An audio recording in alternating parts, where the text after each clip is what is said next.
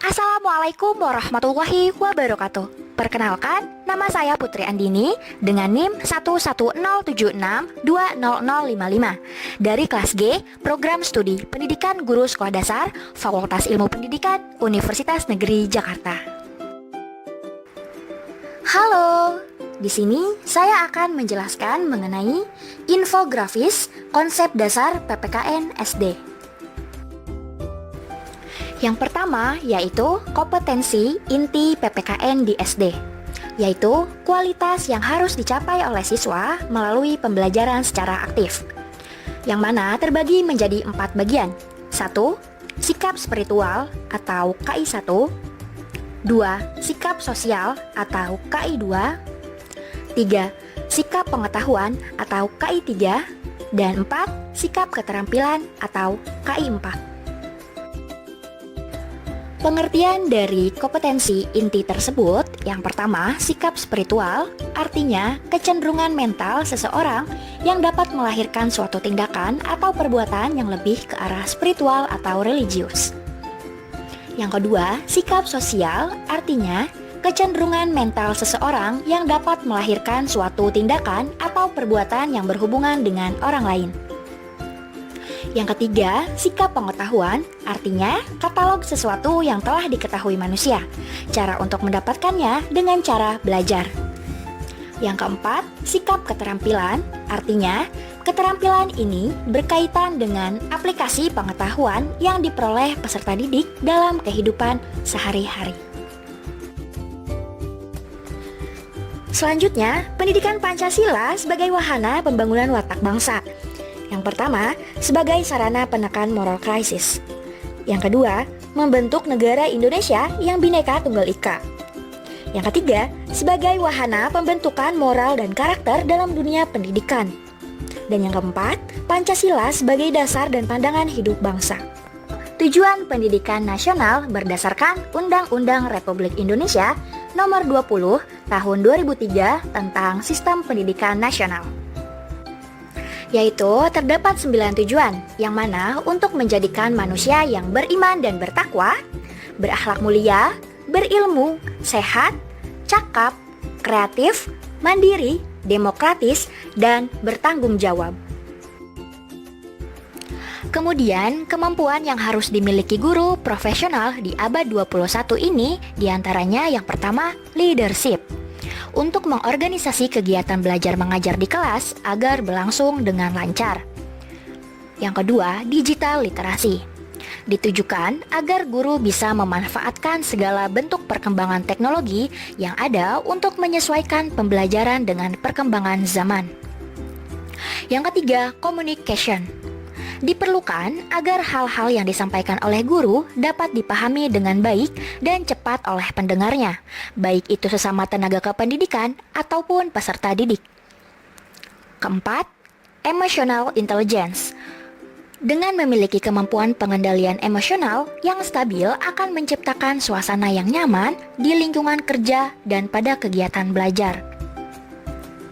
Kelima, entrepreneurship. Hal ini agar guru dapat mengenal segala bentuk potensi dan belajar mengembangkan peluang yang ada.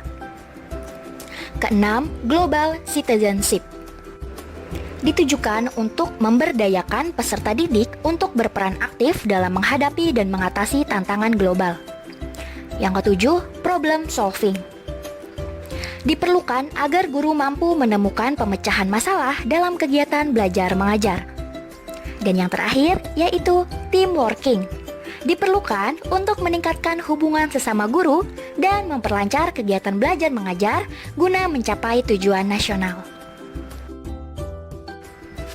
Selanjutnya, kerangka kompetensi guru abad 21 terdapat 7. Yang pertama, life and career skill.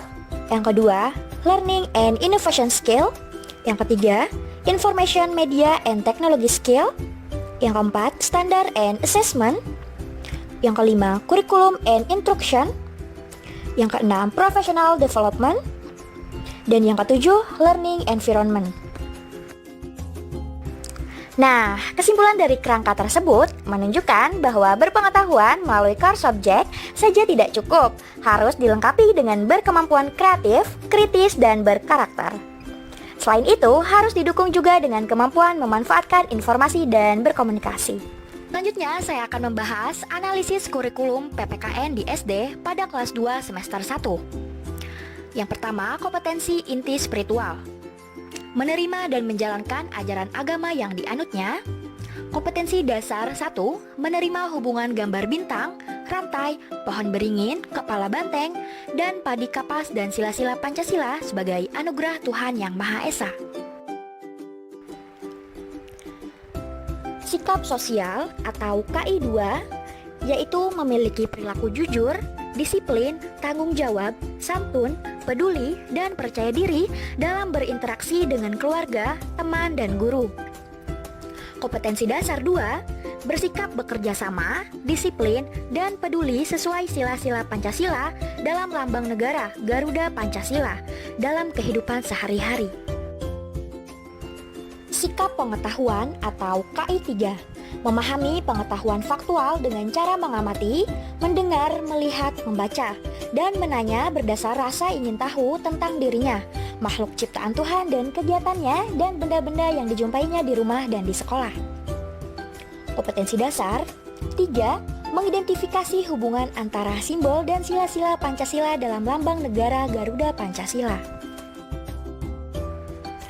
Kemudian, sikap keterampilan atau KI 4, yaitu menyajikan pengetahuan faktual dalam bahasa yang jelas dan logis, dalam karya yang estetis, dalam gerakan yang mencerminkan anak sehat, dan dalam tindakan yang mencerminkan perilaku anak beriman dan berakhlak mulia.